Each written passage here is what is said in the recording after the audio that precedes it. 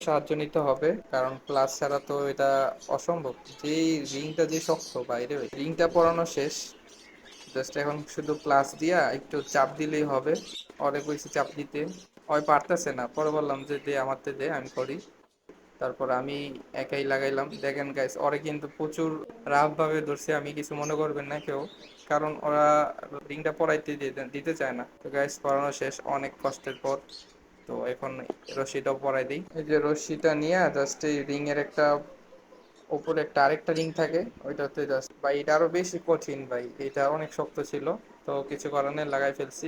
এখন তুমি মুক্ত, তোমাকে নিয়ে এখন বাইরে যেতে পারবো। কি বলেন আপনারা, এটা কি এখন বাইরে নিতে পারবো না? এমনি তো গ্যাস ওর পাখাতে একটু প্রবলেম আছে, ফ্যানে বাড়ি খাইছিল প্রথম অবস্থায়।